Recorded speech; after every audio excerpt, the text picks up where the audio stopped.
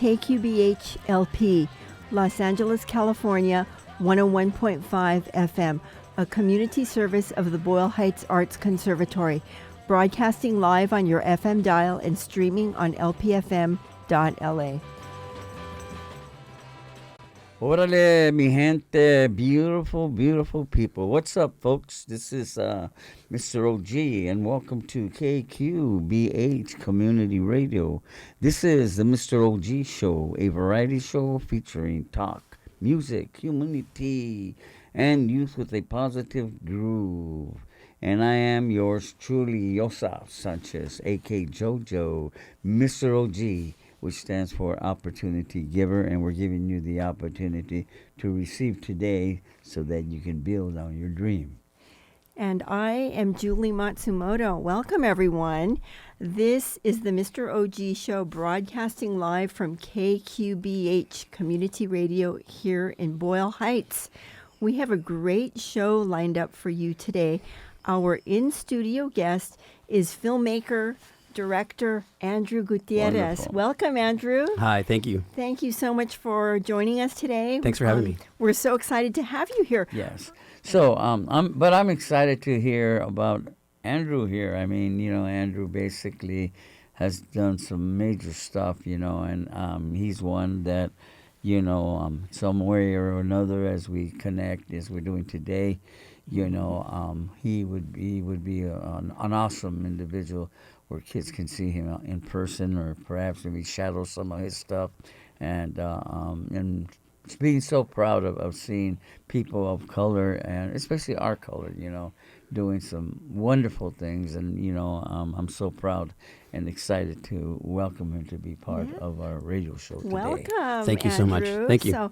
So once again, Andrew Gutierrez, director, filmmaker, very highly acclaimed. We're so honored to have you here on our show. Thank you so much. Welcome, Andrew. Thank you. Appreciate it. So, Andrew, let's start off with where are your parents from?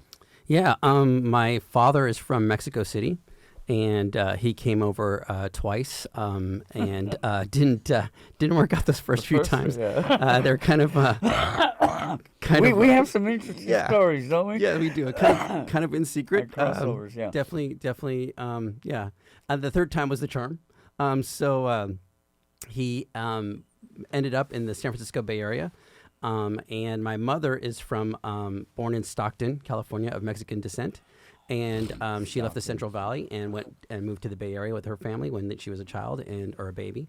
And they had met actually earlier on because my father's older brother and my mother's older sister were interested in each other and kind of dated a little bit, and that's how they met. Wow. So she's the reason why my father emigrated over the third time. Oh, interesting. Yeah, Wonderful. Yeah. And so they started a family in the San Francisco Bay Area.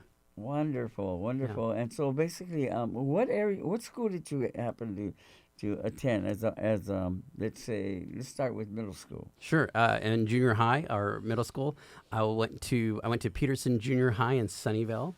Sunnyvale. Yep, which is right next Yes, to I know Cupertino, Sunnyvale very well, yeah. Apple Computers. Yeah. Yeah. So I was a Silicon Valley kid, and we grew up in between Santa Clara and Redwood City, kind of bouncing around between those two towns. And so my whole family, I have come from a very big family, which I love them dearly.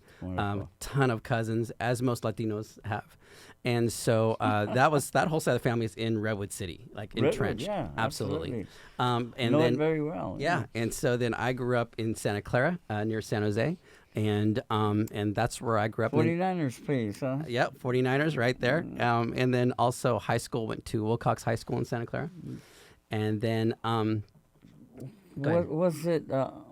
Okay, so these high schools, was it all colors, or was it just one color of nationalities, or how was that particular gyro there? Interesting. Yeah, I would say that Sunnyvale and at the time I think Santa Clara were predominantly white. I think now they have different cultures and races there, but at the time it was like that. Yeah. And so that's the kind of environment that I grew up in. It was interesting, too, because our neighborhood was very close to a Latino neighborhood. So we had a lot of guys on lowrider bikes and on other lowriders kind of cruising through our area, but we were just on the outside of that. And so when I started going to Sunnyvale, all of a sudden there's a lot of kids there that were skateboarding, and then one of my cousins got me turned on to surfing, and so I started to gravitate towards that kind of lifestyle, Interesting. the ocean lifestyle, which was very different for the environment that I grew up in. So I was very, very different at that time from the others around me. It's great to hear that, Sunnyvale. I had a sponsor. He was a truck driver, and he owned a few homes, and he brought his wife from Mexico, and spoke a lot of broken English. And I spoke at a local church there, and he pulled me to the side and he says, he goes, I need to help you. And he sent me to Bible college, man. He paid for it, man. Wow. He took me to a men's clothing store, and he bought me over $200. Wow.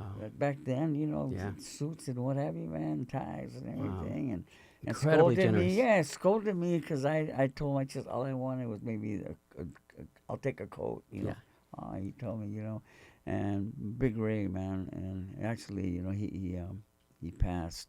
Great individual, man, and they were givers, man, Yeah. and that was he basically made a great impact in my life, and whereas there are good people on this earth, and a lot of our people, they're very generous. Extremely generous. So that's and so I know that area there. Yeah. Obviously, so that's where I grew up, between Santa Clara and in Redwood City, and then I went to a kind of a local community college while I was trying to figure out what I was going to do, and then I found out that UC Santa Barbara had a film program, and that's the thing is, I'm sorry. Yeah. So how? I'm trying to. So you're in high school. Yeah. You take care of business with your grades. You graduate, then you I don't know if I would say I was taking care of business with my grades, but so you're now you're looking into colleges, but why film? Great question. Thank you. I was bitten by the bug very early on. I was so young. I was one of those weird kids that knew exactly what they wanted to do at a very young age. And I remember having a summer job when I was 13, working at a pizza place, literally throwing pizzas in the air and spinning them and that whole thing at 13. So welcome as you walked in here. Right. I was like, I know this. Yeah, I know exactly what's going on here. So, I was so influenced by films like Star Wars and that kind of thing that I just knew I had to do that. And I can't explain how. It was just in my blood. I don't know how. I don't know why. And so from that summer job, I saved up enough money to buy a Super 8 film camera because video was far too expensive. Yeah. I couldn't afford a video camera. My family couldn't afford a video camera. But I could afford a Super 8 camera. And if I was going to do it, I had to do it on my own. And so I saved up enough money. I bought the film camera, but as most people know with film, you also need a projector. Well, I didn't save up enough for that. That took 2 years later to get the projector. But I immediately started shooting films with my cousins. Did you begin to you began shooting it, and then back then, I mean, what type of editing was being done? Okay, I mean, how did you? I love it. Cut everything and. So Kodak had what was called a razor blade tool. This little kind of little, I don't know, pincher or system where you could raise a lever, And plastic snap it lever, down. and snap it down, and then you could tape the two pieces that you I spliced saw together. that. I've seen that before. Yeah, I still back have in it the day. actually. Really? Yeah, and my original Super 8 camera. Incredible. Yeah, and so what I would do is in our kitchen, by the light of the lamp, the little lamp above the dining table, I would count frames with my eyes and just get a feeling for what the cut would be. And then I would watch it several times, just like pulling it through my fingertips. And I'd be like, there's the cut. I pull out my razor blade tool, cut it, tape it. And I had no idea if it was going to work or not till I watched the whole film later on. But that's kind of how I learned to edit, was just with using my eye and timing the feeling of the shot. How old were you at that time? 13. Jesus. That is 13 years old. amazing. So okay. So let me stop you there, Yeah. because I want to make sure our listeners out there, si se puede, Yeah. right? 100%. Absolutely. 100%. So here you are, Amazing. 13, and you already had the bug of filmmaking. Yeah. Yeah. So, tell me about in between the 17 and the 13, and you graduated what, 17 or? Yeah. So when I 18? graduated from high school, I think I was 17, 18. Yeah. So in between them years, you started very young as shooting already. Were you continuing to do? Were you doing that daily or weekends or what? Well, it was an expensive hobby, right? To buy a canister of film from Kodak and to go out and shoot. And so I did it quite a few times. I shot several films, different names, different ideas. We actually used to use Star Wars miniature little toys, right? And animate them. Oh yeah, Because absolutely. Super 8 film cameras can shoot either 1 frame or 18 frames per second. And who are you getting all that knowledge from? I mean, what the, just Here's the thing you have to understand. There was nothing at that time. absolutely. That's There what and I there was no understand. one in my life. I had no To mentors. mentor after, right? I had no Or to mentors in my shadow. life until actually relatively recently, probably in the past 10 years. I had no mentors. I was just, and that's where I say it was so strange. Like I had to shoot film. I don't remember a time where I wasn't wanting to tell story. And so that was what was driving me. So that's where it actually begins, telling stories. exactly. And it was already in me. And so That's I just great. had to let it out. That's And so that's what I was doing. So from 13 to 17, I'm shooting films. I start to Wow. get, some of my uncles start to get video cameras. And so I start shooting videos with my other cousins. And so it was just a family business there for a little bit. That's just having fun, though. Really, Absolutely. instead of playing soldiers or Absolutely. I mean, westerns, cowboys back in the backyard. 100%. You were on it with film. What Yeah. a fantastic story, Yeah. man. So that's how I got started. And so then once I graduated from high school, I knew I needed training, and I knew I needed someone in my life to point me in the right direction. Because Santa Clara is like might as well say like I'm going to go to the moon, right? Like that story, a million miles away, right? Yes. That's what it was like. To get into film from where I grew up was like a million miles away. And none of my friends were doing it other than me. Like I was the one who was kind of and coordinating. of it. your color. Yeah, and just kind of saying, okay, you be in my film, you be in my film, and then going out and shooting it. Like that's just how it was. And so I knew I had to go into school to try to meet people who were like-minded, who had kind of that same bug that I had. Well said. So that's when I decided to go to UC Santa Barbara, and because they had a film school program at the time, and I didn't know, and this is a really key thing, especially for young people who are considering going to study film. I didn't know the difference between a film studies program and a film production program. Again, no mentorship, no direction. I'm just figuring it out as I go. Big difference. If you go into film studies, you're going to learn film history, film theory, and film production, but to a lesser extent. You go into film production, and it's predominantly get to work and start shooting. So I went to a film studies program, misunderstanding the difference, right? But hey, it was great. I loved it. I came out of that with Knowledge. with knowledge and some experience, knowledge, right? And yeah. some experience. And so it pays off later. But at the time, I was like, okay, now what? I'm sorry, I can just keep going if you want me to. Go ahead. Okay. I love it. Sorry. So I while there at UC Santa Barbara, my roommate comes over. He's in the theater program. Now, did you move to Santa Barbara? I did. Yeah. Which was another you big just thing. bit the bullet and ran out, man. Huh? I've always had this adventurous spirit about me, always, which we can talk about maybe a little bit later. But I was like, if that's what it takes, That's that's what it takes. wonderful. Let's man. go. Wonderful. Again, it was this mindset of, and I don't know again where this came from, but it was this mindset of whatever it takes. Whatever it takes. Did your family have such zeal and such passion? At the same mindset of you just do it. Yes. What did your parents say to you when you said, "I want to become a filmmaker"? Exactly right. Exactly right. Que loco. I think. Honestly, I think they were like, whatever will make you happy, you need to go do. That's Great. fantastic. Yeah. Great. And they didn't even know like how to get there, right? They hadn't. But here's the other thing: is I grew up in a weird environment in that My mother was in a gospel Latin band, and so I would go to concerts and see her on the stage, like So she big, knew big the concerts. business of entertainment.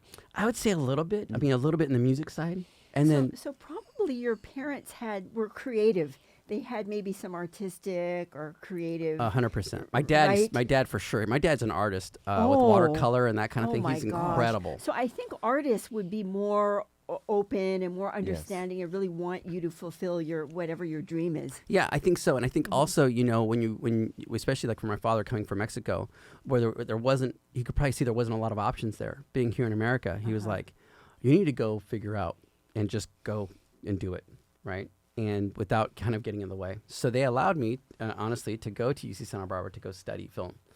And so it was that kind of background of this kind of creative background, but also, again, I can't emphasize this enough. No direction. I had to go figure it out on my own. And then we're going to come back to that later on. But so that's what I did. And while at UC Santa Barbara, my roommate says, hey, there's this actor or performer in the Santa Barbara Hills who they're going to be doing a big interview with him. I'm supposed to be a PA on the show. I can't do it. Do you want to do it? And I said, who is it? He goes, I can't tell you until you agree or not. I mean, I said, okay, I'll do it. And so I checked with all my professors. They let me go for a week. And at the very last minute, he says, oh, it's for Oprah Winfrey's interview with Michael Jackson live. And so Incredible. I was like, what? Incredible. So for 5 days, I was working on at Neverland Valley Ranch and just hustling. Incredible. Because it was my first time on a real film set, like a big deal. The real deal. The real deal. All the Yes. directors were from ABC Television, and they are calling the shots. And so I'm over there, and I get positioned. What an experience. Oh my gosh, I get positioned in the movie theater, Michael Jackson's movie theater. And so they're trying to rehearse the camera for when Michael Jackson's going to dance, and I kind of knew how to do the moonwalk back then. And so he's like, does anyone know how to do the moonwalk? And I kind of raise my hand very lowly, and he goes, Andrew, get on the stage. So I get on stage, and I kind of do the moonwalk a little bit. It's really rough. But I didn't know that they had live cameras all the way to New York. So New York's watching too. And so they said, okay, that was perfect. Thank you very much. And tell Andrew he did a good job. And so I was on the ranch for 5 days. I got to stand next to Michael, but you can't talk to him. You had to sign a waiver saying you couldn't talk to him or use any of his names that he's known for. So that's where it started. And I was like, this is it.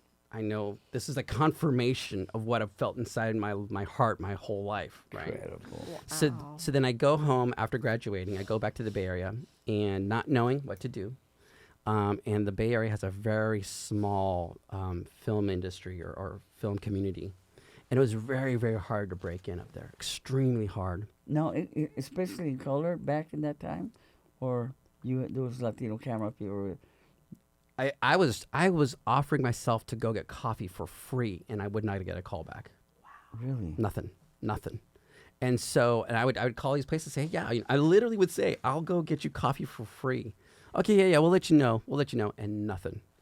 And so I was, for 2 years there, I was spinning my wheels and really feeling like, what did I do? Like, did I just make a big mess of my life? I should have maybe studied something else, business or something.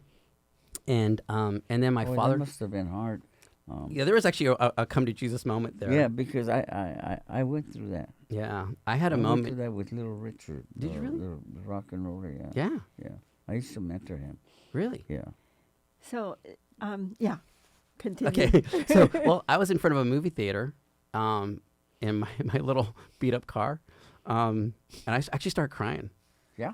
I actually started crying because I was like, this is the only thing I really want to do, and This I is couldn't. what I love. This is Yeah, my- and no one's this going is to give what's me. inside me, man. Exactly. This is It's my what's inside passion. me, and no one's going to give me a chance. Yeah. No one's going to give me an opportunity to go and do it, and that was crushing. So then my dad says he had friends from his background too, and he says, hey, a buddy of mine is having a fundraiser for El Teatro Campesino, Luis Valdez, who directed, as we know, La Bamba and Zoot Yes, Suit. absolutely. So he's going to have a fundraiser, and maybe we should go, and you should just maybe get a chance to meet him. And I was so down in the dumps, I was like, yeah, right. Like, I'm really going to get a chance to meet him, sure, whatever. So, but then I was like, okay, you got to hustle, though, because you've always heard stories. You got to keep Sure. trying. You can't Absolutely. stop. And so I said, okay, Dad, let's go. So classic my dad, we get there at the wrong time. And we actually get there 30 minutes early. So we just walk up to the door, and lo and behold, Luis Valdez answers the door. Wonderful, wonderful. And I get a 30-minute interview with him with nobody there. Wonderful, wonderful. So by the end of the conversation, he says, "You should meet my sons because they want to shoot film, and I'm going to have them start directing plays." And because we were all about the same age. And I met a couple of them, yeah. Yeah. And so I was like, let's go. So I met his sons that night, and we hit it off. And next thing you know, I start working at El Teatro Campesino. Wonderful. And I'm there, man, entrenched and working on several shows. I end up ADing a film for them. And after all of that, about 2 years go by, and then I get a call from Luis. And he says, "Hey, Andrew, what are you doing, in September?" And I said, not much, man. I'm waiting for your guys' next show, I guess. And he says, "Well, my friend's making a film in Texas. You may want to think about doing it." I said, "Okay." That is incredible. And so I get a call. He hooks it up. I get a call from Moctezuma Esparza. And Moctezuma says, Monty. yeah, he says, "Hey, we're shooting a film in Texas. Have you ever heard of the slain Tejano singer Selena?" And I said, "Oh, dude, of course. Who hasn't?" And he says, "Yeah, we're going to shoot her story. Do you want to be a PA on the film?" And I was like, "Absolutely." He goes, "Okay, I'll have the AD call you." So it happened so fast. So the AD calls me that afternoon, and I agree to do the film. He says, "Okay, we'll send you the script. Read it. Have it read by the time you come to Texas, and be in Texas in a month. Come to the production office at this address, and we're going to put you up and just be on set the first day." Incredible. And so next thing you know, I'm fixing up my car, trying to get it ready to be able to drive to Texas. And I drive out to Texas, San Antonio, and I worked on it for 3 months, 3.5 months, something like that, yeah. So I was on every day except for one day on the set of Selena. That is incredible, man. Yeah. It's amazing how, when people say, I can see the light at the end of the tunnel, and a lot of negative people say, well, just watch out, it's not a freight train, right? Right. But in reality, it's just stay in that tunnel, you'll come out, man, winning. What that's incredible, man. Well, I think that's the battle of the artist, right? Is you have to have some kind of hope, and yet inside you there is still this internal battle of maybe not. Maybe it's not going to happen. There's this incredible tension between two emotions. The war within. The war within. Yeah. It's incredible tension of hope. I think this might work out. And then also, are you crazy? Right. No. I mean, that's what's so beautiful about doing this type of work. I mean, just the beauty to see. I would tell the kids. I tell them, look, man, when you get on top of the mountain, what do you see? Yeah. Once you stop huffing and puffing, you finally made it, and you pull a rocky thing, Right. You turn around and what do you see? You see more mountains. Yeah, that's right. So 100%. 100%. So become a mountain builder, man. What an learn how to run amazing a- story, It's incredible. though. Crazy, huh? So, Yeah, Andrew, you could write a book, man. So being in San Antonio for 3 months working on this movie, Yeah. how did you feel? And then did you realize that I'm going to be doing this? Yeah. I can do it. Yeah. You were doing your dream, bro. Yeah, I was. There's a time there where there is you're on set and you have to kind of pinch yourself, right? Because these are really nice cameras. This is a very professional team. The real deal. This is not Super 8 movies anymore with your buddies. This is the real deal. Yeah. And you're getting paid for it. oh yeah. Oh, I do. And the thing is, you're so busy. You're That's working great, 6 days a man. week, That's sometimes You're 5. working really hard. You're working 12 hours a day at minimum, right? Usually it's longer because I was a part of the AD team, so we're having to get everyone's out times and then prepare for the Call next day. sheets and all that, So yeah, it was really long days, but so you're saving all your money. You can't go anywhere, but you're working with great people, okay? Talented. And you're extremely talented, and you're watching how the director's working with actors. And because of my experience at El Teatro Campesino, because of my experience on the Michael Jackson shoot, you're taking my kind of notes, mental notes of like, That's okay, education, this is man, how you're to the going to do it. fullest, yeah. And when you saw someone behaving poorly, you're like, I'm not doing it that way. That's right. Right? We got to learn to take care of people. And that's what I started learning very early on. That's was a the great right thought. way to do it and the wrong way to do it. So I'm working Just keep quiet and just say to do your yourself, job. I'll never do that to anybody. That's right. But you learned how Yes, I learned set that. functions 100%. and what goes on. I mean, that was a school, you know, Right. he Oh, was in- seriously, he in was. classroom, man. And Seriously then was. at that point, did you know that you wanted to direct? And so you can observe and you learned a lot, I'm sure. 100%. Yeah. I definitely, that was probably another reminder that I wanted to direct, at least go Get behind back the to it. camera. Yeah.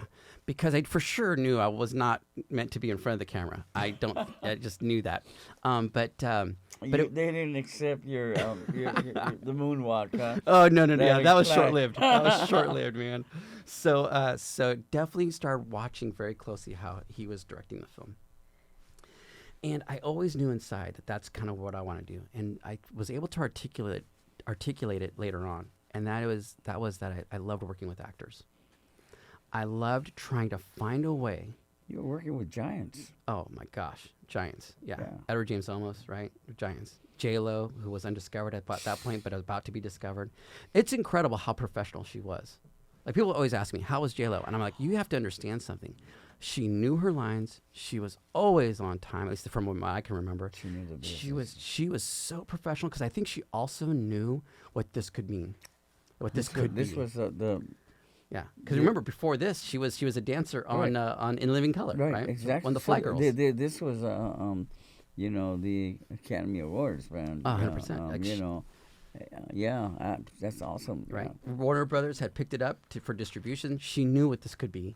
So she was 100% professional. So you're watching this professionalism going on in front of you, and you're like, okay, I'm getting the sense of how this should work. Man, how old was she at that time? Oh my gosh. Huh? I don't know You said exactly, her but she had to 20s? be in her 20s, late 20s, mid 20s, somewhere in there. Yeah. Incredible.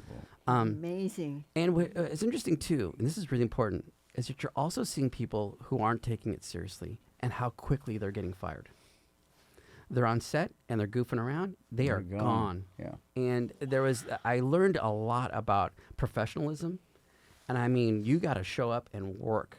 And if you think that this is we're just having fun and telling jokes and making a movie, You're out. you're out. You're out. It's show business. 100%.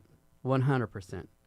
And so that's where I learned a lot of that. And which is why, like, even to this day, like, I keep a very tight calendar, and I work very, very hard because I know how quickly you can be pushed out. Absolutely. So anyways, that's what it was like. Wow. Working out there. Amazing. Yeah, I had a great time. Amazing. Yeah. So then you come home after that gig. Yeah. Then Okay, it's yeah. a new ball game. Yeah. you know. Yeah. Edward James Olmos finds me at the last day of the shoot, and he and I had become friends while on the film.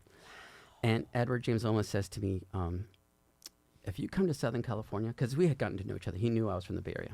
If you come to Southern California, I'm going to put you to work. And I was like, oh my gosh, this is my big break. This is it, right? This is what you always hear about, right? So I was like, okay, I'm going to come down. He goes, here's my card. Call my office when you get into town. Okay. So I go home, and I'm like, Mom, Dad, I'm moving back to Southern California.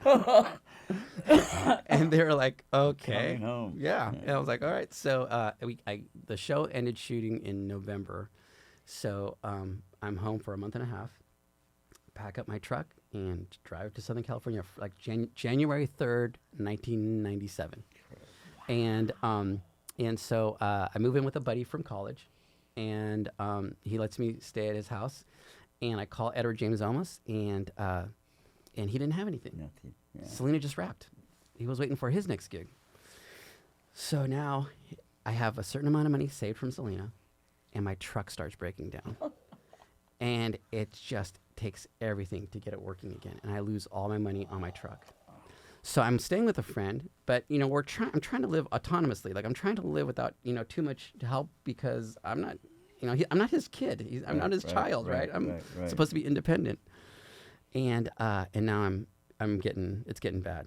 And I remember I finally got a temp job doing data entry, and I added up the change in my truck, and it amounted to, if I could have one taco and a cup of water from Taco Bell for 59 cents, and I ate what was left of my spaghetti with some butter at night, when I had to parcel it out for the amount of days I was until my first paycheck, I could make it.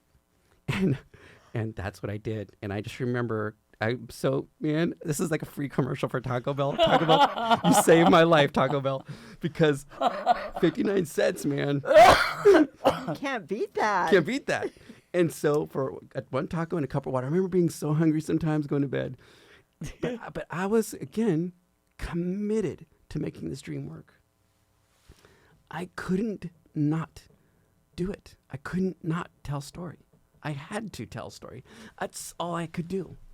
So finally my first paycheck comes in from doing data entry, and I'm telling you, man, data entry is a soul sucker. I mean, I'm sorry for those who do it, and if you do it, I respect you highly. I couldn't. But I got my first paycheck, and I went and got the biggest hamburger I could possibly buy, and I ate so much food because I was so hungry. But You're listening to the Mr. O.G. show. We're having an extremely wonderful interview here with our buddy Andrew. Julie. Andrew Gutierrez, filmmaker, director, is sharing his story about growing up in the Bay Area, working on the movie Selena, moving down to Los Angeles to pursue filmmaking. Wonderful. So it was a very fascinating story. So after data entry, you didn't stay at that job too long, I would imagine. no, to be quite honest, I'm not going to say where I was working, but I began to take naps while in front of the computer to do data entry. Because I was just like, I was a young guy. I was going out at night, and I would be really tired. And I just, I knew it was killing me, and I was like, I have to leave. And so somehow, some way, again, it's funny how God works, man, but I got a call to do some editing for a company, and I was like, that's it. So now I'm going to jump on that. So I started editing, and I did that for a couple years. And you were already good at editing. well, I was good in film, but this is the first time that I had gotten my hands on a non-linear editing system. So I was actually on a Mac editing. I think it was a Mac. And it was the first time, and it was like a whole new world. Another world. Because I had done deck-to-deck editing with video, right? I had done that. I had done film editing. Now I was like, wait a second, like where's the lamp, right? yeah, exactly. Where's my mom's lamp? I don't know how to cut this way. So I had to learn on the job how to cut, and with a computer. It was so strange, and so Incredible. and thank God they were like willing to let me learn on the job. And so, man, I really lucked out. Got into that, and that introduced me to some people. And then from there, I just started working my way up, and was a production manager at one point. Then I was just doing everything I could, PA'd on some things, AD'd on other projects, just staying alive and working. Wow. And then an opportunity came up to start directing up in the Bay Area. Wonderful. And I was scrolling on monster.com, and I looked at the hiring manager, and it was the same last name as my big family name up in the Bay Area, Corrales. And so I was like, that's got to be a cousin. So I called up as like a D. Corrales, and I was like, it can't be Uncle Danny. It must be my cousin Denise. And so I called my cousin. I said, are you hiring for this job? She goes, yeah. Are you interested? I said, yeah. So I ended up going up there, and that's when I started really directing on a more professional level. Wonderful. And really kind of learning the craft of directing. And I was like, I have found it. That's it. Wow. And so from then on, Amazing. I kept directing. So, I got to bring you back, because I love your God, story. I keep going. I'm so sorry. No, I don't mean to bore your I love audience. it. It's just that, time goes It's so fast. such a great but story. we want to Yeah. get from you, two things. One is, what are you doing now? Yeah. What's up the path for you? Yeah. Well, then also... Yeah, we could see that you have a really nice website. Thank you. And you have so many film projects in the works. Yeah, yeah. So, and then somewhere in between, you went to Chapman University. I did to get my master's. Yeah. So was Master's. that? How long did you stay in the Bay Area?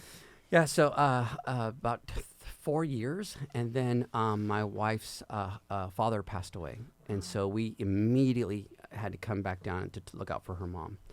And so we did that, and that brought me back to Southern California. That was where Santana or no, my wife's mother lived in Orange County in Huntington Beach. Huntington Beach. Okay. Mm-hmm. And so we came back to look out for her, and So it's a long story, but I want to stay focused on the question.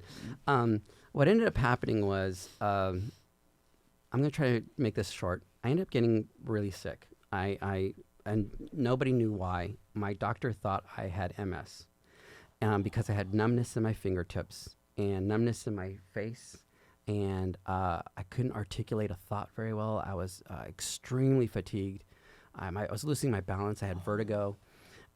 It was getting really bad. And so I went to go see a specialist, and through a ton of tests, they found out what it was. But I remember when I was sitting in the MRI to go get my spinal cord scanned, I made a promise to myself, because I had been doing a lot of other things. I was a segment producer for a TV show. I was doing all kinds of things, but I wasn't directing. I wasn't directing actors. And as I was sitting there waiting for the MRI, I'm in the stupid little robe they make you wear. And I had another come to Jesus moment. And I was like, okay, God, if I get through this, I'm only going to work with actors from now on. I'm going to try my hardest just to work with actors. And fast forward a few months go by, all the tests come in, they figure everything out. And it ended up being a vitamin B12 deficiency. Oh. And what was happening was, for some reason, several years earlier, my stomach stopped absorbing vitamin B12, and only that vitamin. So now every day I have to take it sublingually under my tongue. Mm-hmm. But we discovered what it was. Thank And God. so then I was like, okay, now that I figured that out, and I'm okay, I don't have MS, which, man, I was really scary. Absolutely. I was like, well, let's go. And it was like, it is on now. And that's when I applied to Keeping the Chapman. promise. Yeah. Uh-huh. Keeping the And promise. going back to who I originally was, going back to who I was at my core. And I went to Chapman, got in, which is incredible how I got it. I don't even know how. I always thought that someone was going to come up and tap me on the shoulder and say, no, we wanted Andrew Gomez, not Andrew Gutierrez. We need you to leave, please. That imposter syndrome, right? But because they only take 18 directors a year, and that's it. And you get to work with these incredible professors. And so that's what I did, and graduated. And it just so happens my thesis film did very, very well. We were nominated for a lot of different awards, and by the American Society of Cinematographers, ASC, put us in the top 5 films in the country for cinematography. Amazing. I mean, yeah, just some great blessings came from that. Major doors. Amazing. And it started to open doors. Absolutely. And so, Amazing. so because of that, we won some great awards that now, again, opened up more doors. And so now what I'm working on is I'm developing a feature film, which was started out as a TV show, but I'm developing a feature film with Moctezuma Esparza and with Jesus Trevino, a television director who's been, he's absolutely taken me under his wings and just helped me out. That's great. Wow. 100%. And through some other great influences, that script is actually being developed really well, and it's coming along. And then also, because I like to be busy and I like to direct, right? As that's being developed, I'm also working with another writer on a short film that I just absolutely love. And so that one's kind of paused, but we're going to get back on it here in a little bit. And so that's kind of what I'm doing now. And I'm also teaching. I'm a professor of film, so which is funny enough now, at Concordia University in Orange County. And so at that university, I'm teaching film production, film documentary production, and film history, and also an editing class. Amazing. That's fantastic. Because, well, here's the thing. This is what I learned. And that is that I want to be what I never had. I never had someone to point me in the right direction when I was a young man. It just wasn't available to me. I wasn't in that world. It was a million miles away from me. Wow. But now, because I've had certain blessings and certain things happen, I'm in a position where I can help. And I've never forgotten that. And that comes a little bit from my family upbringing, but also because I know what it's like to try to make it in this crazy business alone. And I don't want to do that for someone. Andrew, let me tell you how much, just what you're sharing right now, how much it touches me, to know that, you had this journey, and now you're in developing, your God-given platform, I've always thought that I was alone doing that, and to have you come down to this community radio, it's a great honor, man. We're not a Power 101, and we're not. We're we're community radio. Community-based. For the radio. I mean, That's why I and love you it. saw what's there, you know, and, Mhm. and I just want to commend you, man, you know, in your realness, you know, because this is what I live to do for the listening audience, and then and for the kids. We do all kinds of high schools, you know, and we stick to our goal, and that's to, you know, whenever we look down on somebody, is to put our hand out and bring them up. You know? 100%. Yeah, and we're committed to open doors in Hollywood for our people, you Yep. know, and you know, behind us, just like you climbed this wonderful ladder, man. Yeah. You know, though you almost fell off it a number of Many times. Many times. Oh my gosh. But I mean, you know, and truly, you ought to write a book, man. Oh, that's so kind of No, you. seriously, That's funny. You Okay. ought to, you Well, know. no, it's not funny. It's actually a good You idea. know, But yeah. I was reading the book with what's our buddy's name, Jay? Which one? The director, the writer, Which one? the writer for the Latino writer. We met him with Soto. We met him with the Blue Beetle director. Oh, I forget his name. Yes. Can't recall his name, He- but he wrote a book, man. He Yeah. works with And the now he's making a TV show off Edward the James book. Almost, I think the La Leaf organization. But anyway, he was undocumented and he was an The immigrant. book got Yeah. picked up, And man. Wow. he wrote a book about his life story, and now it's being made into a TV series. Yeah. Yeah. Wow. But you're truly a success story and an inspiration. Thank you so much. So Yes. kind of you guys. No, I mean, It's really, you know, Well, I just very remember what it was like for me as. exciting. Thank you so much. I just remember what it was like for me as a kid. yeah, you don't forget. You don't forget. I mean, I Wow. feel very close to that young kid who had no idea how to get there. Just had a dream, and like I just needed to tell Yes. stories. That And is amazing. So if there's a young person who hears this, man, let me tell you, don't give up. Yes. Don't give up, and just keep hustling. And someone's gonna find you, and they're gonna come around and help Yes. you out. What would That- be the that is- etiquettes for someone like that? Let's say there's a youngster right now, Yeah. or a young girl. Yep. What piece of advice can you give him? Yeah, you know, number one, I would do what I was doing, which was constantly making films. And it doesn't matter if it's with your phone, it doesn't matter if it's with a Super 8 camera.